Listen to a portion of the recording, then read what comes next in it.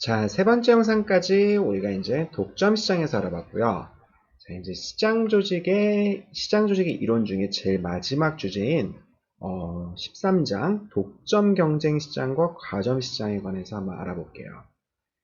자, 이 주제는 되게 큰 주제거든요. 그래가지고 제가 지금 주어진 시간 안에 여기 교과서 안에 있는 모든 주제를 다룰 수는 없고요.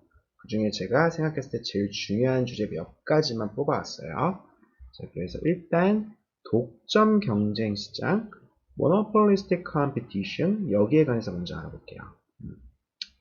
자, 그래서 우리가 일단 시장 구조, 시장 조직 또는 시장 구조의 이론에서 중요한 게 뭐냐면은 우리가 이제 미시경제학의 두 번째 파트를 우리가 중간고사 본 다음에요. 생산자 이론부터 시작을 했죠. 그래서 생산자가 과연 물건을 어떻게 생산해서 과연 시장에 얼만큼 공급하는지요. 그거에 관해서 알아보다가 이제 시장 조직으로 넘어왔는데요. 이 시장 조직과 생산자 이론이 왜 연관이 있는지 꼭 기억을 해야 돼요. 왜냐면은 시장 조직마다 그러니까 경쟁자가 얼만큼 있는지 자신의 완전 경쟁 시장에 있는지 또는 독점 시장에 있는지에 따라서 기본적으로 생산자는요. 정책을 다르게 쓰죠. 그러니까 공급을 어떻게 하는지 그 공급 정책이 달라져요. 그래서 우리가 이 시장 조직 이론과 생산자 이론이 서로 이렇게 연관되어 있다는 거예요. 자, 그래서 우리가 두 가지를 먼저 봤는데요. 일단 경쟁의 그런 그 스펙트럼을 딱 놔두면은요. 경쟁이 하나도 없는 독점 시장을 먼저 본 거죠. 일단 두 번째로 본 거죠. 그 다음에 제일 스펙트럼 끝에 있는 또 다른 끝에 있는 이제 완전 경쟁 시장을 본 거죠. 자, 그러면은 이제 요 가운데 있는 이제 이런 시장 구조를 볼 건데요. 여기에 속하는 게 독점 경쟁 시장과 바로 과점이에요. 그래서 먼저 독점 경쟁에 관해서 한번 알아볼게요. 독점 시장은 어떤 상품이 거래되는 시장에 단 하나의 생산자가 존재해서 그걸 생산하고 물건을 공급하는 거죠. 그런데 우리가 과연 상품을 어떻게 정의할 건지, 그리고 그 상품에 대해서 바운더리는 과연 무엇인지, 거기에 관해서 한번 생각해 볼 필요가 있어요. 우리가 상품을요, 어떠한 특정한 상품이라고 정의를 하면은요, 예를 들어서 코카콜라죠. 코카콜라를 생산하는 기업은 딱 하나죠. 전 세계에요. 그러면은 그 기업은, 코카콜라는 독점인가요? 그렇지가 않죠. 그러니까 독점이라는 거는 단 하나의 생산자가 존재하는 건 사실이지만 경쟁으로부터 완전 자유로운지 생각해 보면 그렇지가 않죠. 코카콜라를 생산하는 기업은 딱 하나지만요. 다른 여러 가지 대체제가 존재해요. 스프라이트도 존재하고 판타도 존재하고 아주 다양한 소다가 존재하죠. 그래가지고 이런 기업은 우리가 독점이라고 볼 수가 없어요. 그러니까 경쟁으로부터 자유로운 독점이요. 자, 그래서 우리가 어떠한 시장을 우리가 얘기할 때요. 이 시장을 하나의 상품만 거래되는 시장, 이렇게만 좀 이렇게 내로우하게 정의할 그러서는 안 되고 비슷한 대체제가 전부 다 거래되는 시장을 우리가 이제 연구를 해야 된다는 거죠. 그래서 우리가 시장 또는 산업이라는 걸 우리가 공부를 할 때 이렇게 비슷한 대체제를 같이 묶어서 분석을 해야 돼요. 자, 여기서 이제 우리가 독점 경쟁 시장이라는 개념이 나오는데요. 독점 경쟁 시장은 일단 다음과 같은 세 가지 성질을 가지고 있는데 많은 수의 기업들이 존재해서 서로 비슷한 대체제를 생산해요. 그런데 각각의 기업은 자신의 그 생산되는 그 제품에 대해서 브랜드를 가지고 있어요. 그러니까 코카콜라라는 그 코카콜라라는 그 제품을 생산하는 기업은 딱 하나, 스프라이트를 생산하는 기업 하나. 예를 들어서 또 뭐가 있죠? 이런 차별화된 제품이 거래되는 곳이요. 뭐 영화 같은 거요. 어떤 영화를 생산하고 배급하는 업체는 딱 하나. 그 다음에 다른 영화 같은 경우는 또 다른 배급 업체나 생산 업체가 있다는 그런 거요.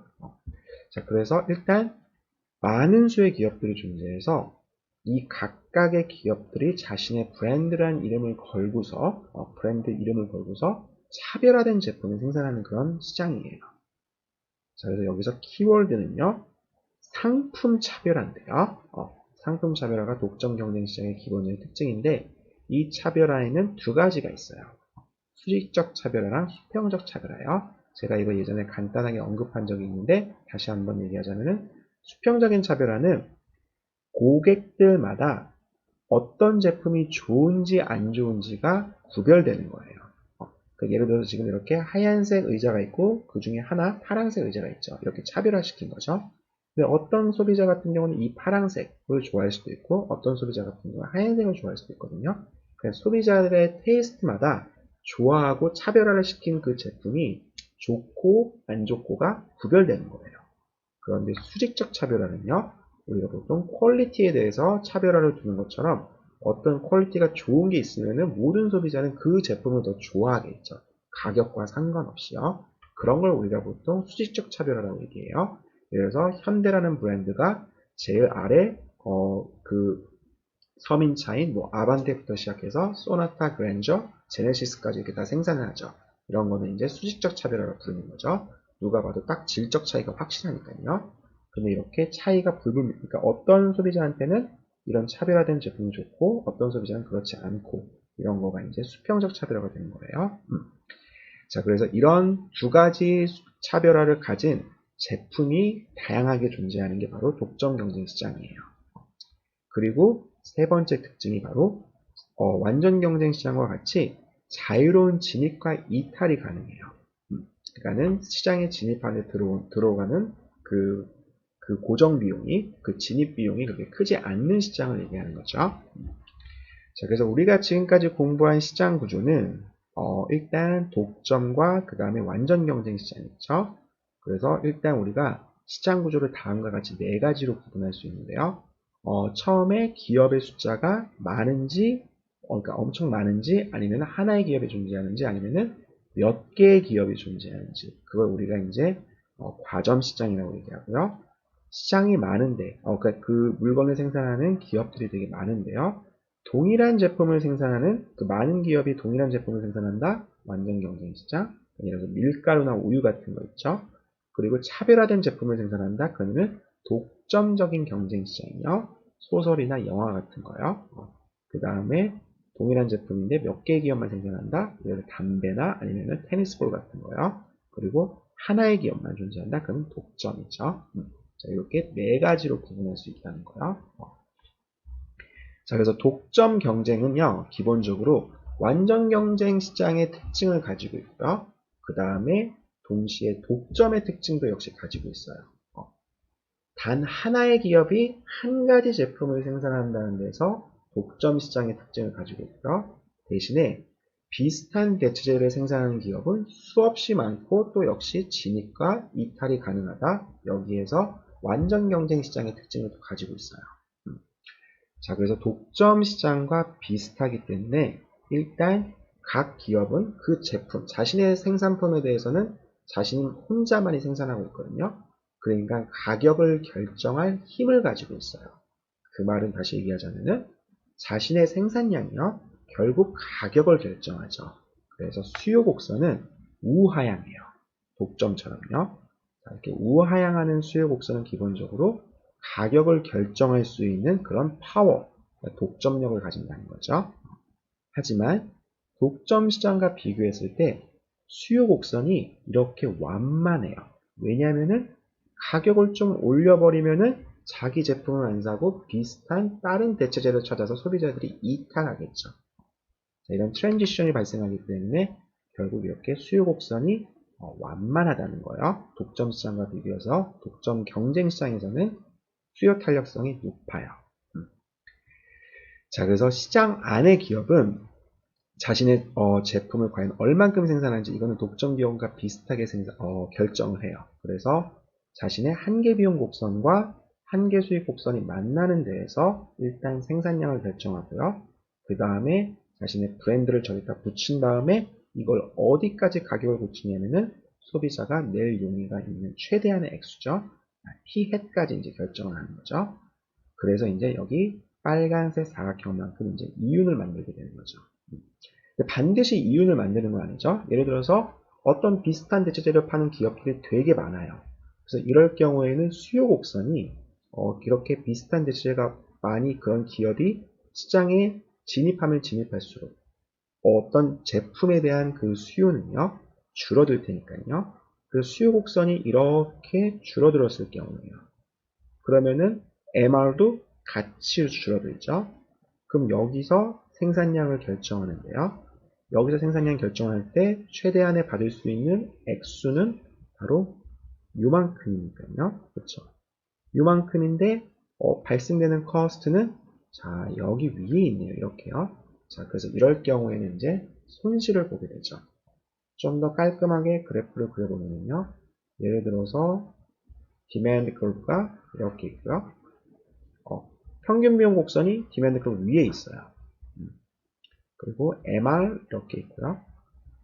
그리고 MC 이렇게 있으면요. MR과 MC가 만나는 점에서 생산량 결정하고 그 다음에 가격을 소비자가 받을 수 있는 최대한의 액수 P까지 올려버리고요. 이렇게 가격 책정하고 그리고 나서 봤더니 아이고 손실이 이만큼 발생하는 거죠. 평균 비용 곡선이 수요 곡선 위에 있는 경우니까요. 자, 언제 이럴 수 있냐면은 수많은 대체재들이 있기 때문에 수요 곡선이 이제 비용 곡선 아래로 내려오는 케이스죠. 자, 그래서 이렇게 독점 시장과 비슷하게 MR과 MC가 만나는 점에서 생산량을 결정하지만요. 그리고 독점 시장과 비슷하게 가격을 결정할 수 있는 힘이 있어서 이렇게 수요 곡선과 그 다음에 한계 수익 곡선 간의 괴리가 있는 거죠. 가격 효과가 있기 때문에요. 자, 이런 공통된 특징을 갖고 있어요. 근데 단기에서는 진입과 이탈이 불가능하죠. 자, 그래가지고 이럴 경우에는 생산량 결정이 정확하게 독점 시장과 일치한다는 거예요. 근데 장기에서는 진입과 이탈이 가능하죠. 그래서 기업들의 양의 이윤을 얻는다? 그러면 새로운 기업들이 들어오고요. 음의 이윤을 얻는다? 그러면은 완전 경쟁 시장의 장기 균형에서 우리가 봤듯이 기존 기업들이 이탈하게 돼요. 그래서 장기 균형에서는요. 한마디로 진입과 이탈이 더 이상 없는 그런 균형 상태는 언제 발생하냐면은 모든 기업이 0의 이윤을 얻을 때까지 이제 계속되는 거죠. 이런 진입과 이탈이 계속되는 거죠. 균형에서는 모든 이윤이 이제 제로가 되는 거죠. 그런데요, 우리가 그 완전 경쟁 시장에서는 자 그래서 어떻게 됐냐면은 이 평균 비용 곡선이 이렇게 있고요. 그러니까 가격이 이제 가격 수용자죠. 가격이 이렇게 위아래로 움직이죠. 가격이 이렇게 최저점 이상 있을 수가 없어요. 그러니까 더 많은 기업들이 들어오니까 떨어지죠. 떨어지죠. 어디까지 떨어지면 이 최저점과 딱 접하는 지점까지 떨어지죠. 자, 우리가 완전 경쟁 시장에서는 각각의 기업이 가격 수용자이기 때문에 이 수요 곡선이 이렇게 수평선인데요. 이 수평선의 수요 곡선을 위아래로 이렇게 움직이면서 어디까지 경쟁이 들어와서 새로운 기업이 들어와서 경쟁이 지속돼서 가격이 떨어지냐면은 평균 비용 곡선의 최저점까지 떨어지죠. 그런데 이 독점 경쟁 시장에서는요. 수요 곡선이 각각의 브랜드에 관해서 이 브랜드를 가진 제품은 자기 혼자만 공급하는 거기 때문에 독점력이 있어요. 다시 한번 수요 곡선이 이렇게 수평선이 아니고요. 이렇게 우하향하는 수요 곡선을 가진다는 거죠.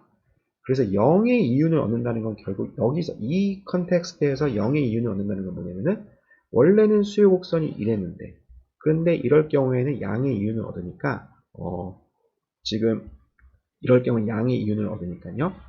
추가적인 기업이 들어오죠. 그러니까 비슷한 대체재를 가진 생산하고 판매하는 기업들이 들어와요.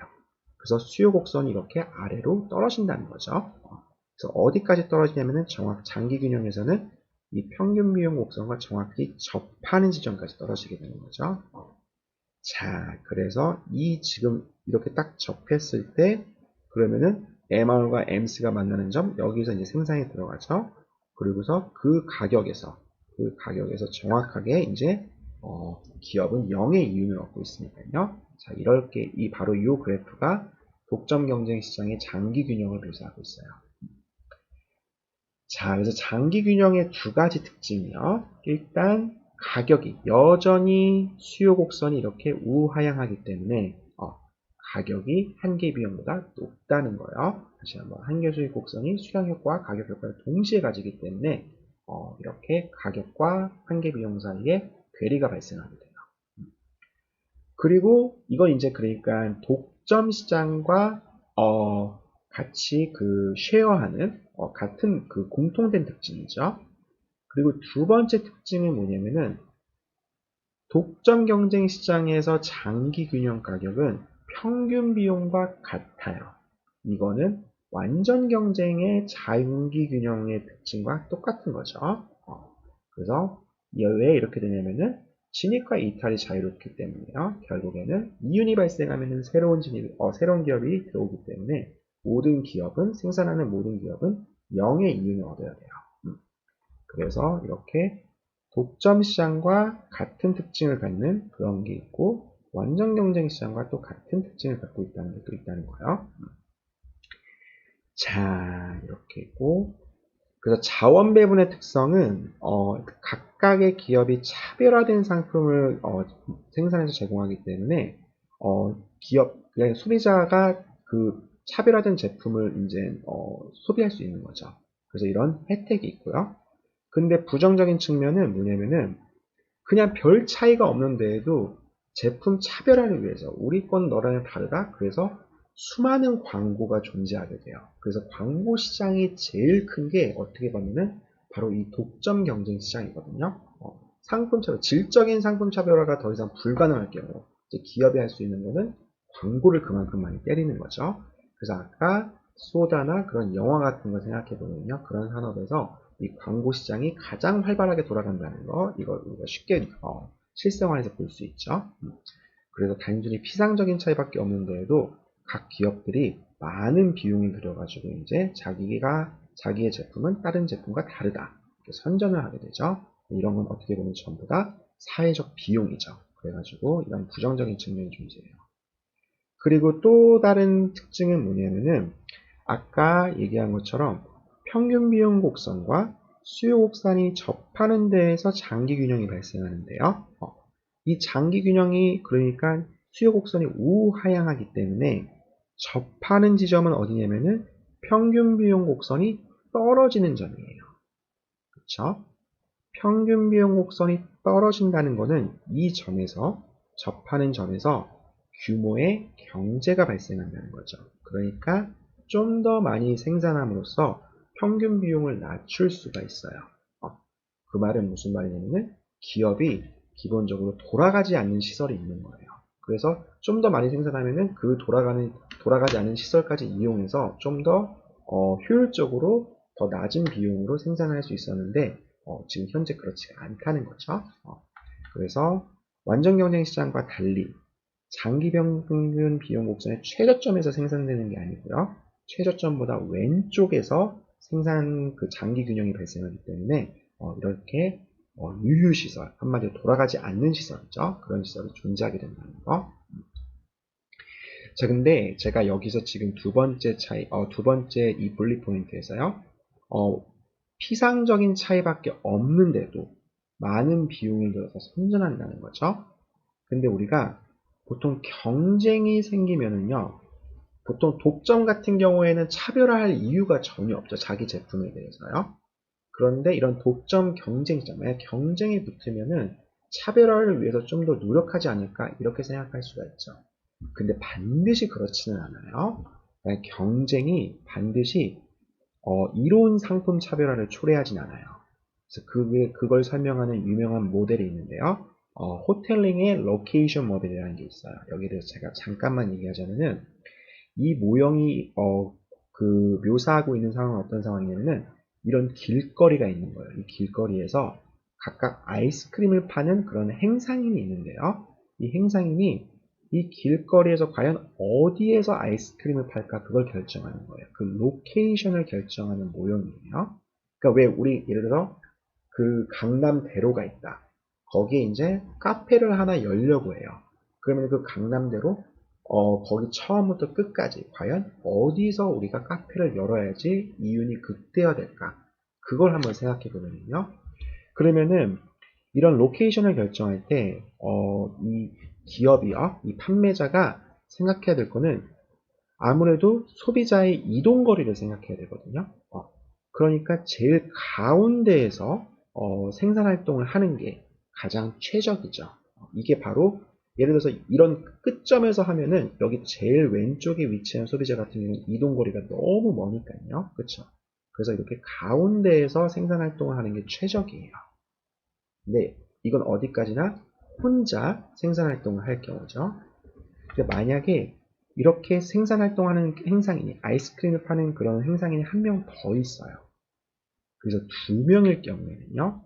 그러면은 어떤 게 균형에서 발생할 수 있는지 한번 생각해 보면은, 예를 들어서 어떤 사람은 첫 번째 행상인은 여기서, 이렇게 길거리가 이렇게 있으면은요, 이렇게 있으면은, 한 4분의 1 되는 왼쪽에서 이만큼 떨어진 여기서 아이스크림을 팔고, 그 다음에 두 번째 행상인은 여기서 아이스크림을 팔고, 이게 과연 균형으로 성립될 수 있을까요? 그럴 경우에는 시장 점유율이 어떻게 되냐면요, 이 가운데 있는 점보다 왼쪽에 위치한 소비자는 좀 더 가까운 이쪽 행상인에 가겠죠. 여기 가서 아이스크림을 사겠죠. 그 다음에 여기 제일 끝에 있는 사람은 이 소비자 두 번째 행상인한테 갈 거고요. 각각 소비자는 가까운데 이제 그 행상인을 찾아서 아이스크림을 구매하겠죠. 그래서 시장 점유율이 정확히 5대 5가 되거든요. 근데 이건 균형이 될 수가 없어요. 왜냐? 둘 중 한 명이 상대방한테 좀 더 가깝게 감으로써, 그러니까 원래는 정확하게 4분의 1, 4분의 3 이 지점에 위치했는데요.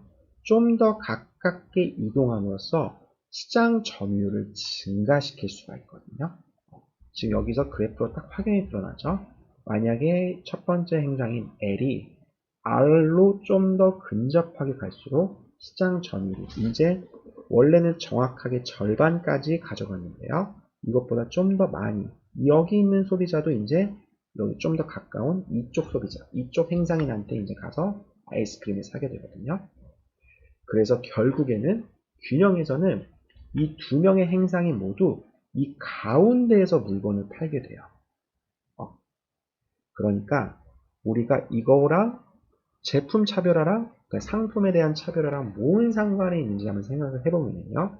이거를 소비자의 테이스트에 관한 스펙트럼이라고 우리가 생각할 수가 있어요. 예를 들어서 제일 왼쪽은요. 제일 왼쪽은 뭐 예를 들면은 하얀색 하얀색 아이폰을 좋아하고요. 오른쪽은 어떤 색깔이 들어간 아이폰을 좋아한다. 그럴 경우에 어떻게 제품 차별화를 할 건지, 그러면은 이쪽도 아니고 저쪽도 아니고 딱 정 가운데 이제 여기를 타겟으로 해서 제품을 생산한다는 거죠. 그러니까 왼쪽으로 치우치거나 오른쪽으로 치우치는 게 말 그대로 제품 차별화인데, 이 양쪽의 소비자를 전부 다 잡기 위해서 애매모호한 스탠스를 취한다는 거죠. 자, 그래서 한마디로 차별화가 별로 이루어지지 않는 케이스예요. 경쟁이 붙는다 하더라도 결국 두 명 다 여기서 제품을 판매하기 때문에요. 어떠한 차별화가 전혀 이루어지지 않죠. 자, 이게 바로 정치경제학에서 좀 더 명확한 의미를 갖는데요. 중위 투표자 정리라는 게 있어요. 그러니까 후보자가 두 명 나왔을 때요. 이 스펙트럼의 왼쪽을 좌파가 선호하는 정책, 그 다음에 오른쪽을 우파가 선호하는 정책, 이렇게 정책을 만약에 그러니까 공약을 내거는 거죠, 후보자들이요. 근데 각각의 후보자들이 어떠한 공약을 내냐면은 좌파에서도 표를 얻어야 되고 우파에서도 표를 얻어야 되기 때문에 결국에는 애매모호한 정책을 낸다는 거예요. 이 가운데 있는 투표자를 잡기 위해서, 그러니까 좌파, 우파 둘 다 표를 얻기 위해서 좌파도 아니고 우파도 아니고 되게 애매모호한 선거 공약을 두 후보자 모두 제시한다는 거죠. 자, 그래서 그게 바로 중위 투표자 정의예요. 그래서 우리가 이 로케이션 모델을 통해서 볼 수 있는 거는 한 명이 생산하든 두 명이 생산하든 결국에는 이 마켓 쉐어를 제일 극대화시키기 위해서 이 딱 가운데, 그러니까 제품 차별화가 그렇게 발생하지 않는다는 거죠. 이로운 제품 차별화는 바로 이거죠. 이렇게 첫 번째 행상에는 여기서 생산활동하고 두 번째 행상에는 여기서 생산활동 해가지고 각각의 소비자들이 최단 거리로 이동해가지고 아이스크림을 살 수 있는 바로 이 상황인데요. 딱 가운데 있으면은 자 여기 왼쪽과 오른쪽에 있는 사람은 아주 먼 거리를 이동해야 되죠. 그래서 이럴 경우에는 이동거리가 극대화되기 때문에 한마디로 제품 차별화가 제일 안 이루어지는 거죠. 자, 그래서 어떻게 보면 이렇게 이로운 제품 상품 차별화가 초래되지는 않는다는 게 바로 이 호텔링 로케이션 모델을 통해서 우리가 알 수 있는 그런 이론이에요. 자, 그래서 독점 경쟁 시장 제가 여기까지 할게요.